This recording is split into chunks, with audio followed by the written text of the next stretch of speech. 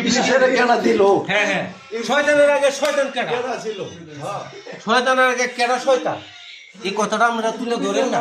আবে তোমার শয়তান ছিল, 9 লক্ষ বছর ইবাদত করলো, কোন শয়তানের দাগা পায়া? হ্যাঁ। আবে দেখো শয়তান, শয়তান। মানে এই দুই জানতাম। জি জি, হ্যাঁ এটা জানতে চান, তাহলে প্রশ্ন করেন, ইনশাল্লাহ মালিক যদি দেয় বিস্তারিত হবে আমরা এটা ব্যাখ্যা করব। আচ্ছা, তাহলে সূরা সোয়াদের প্রথম শুরু করছেন নাকি?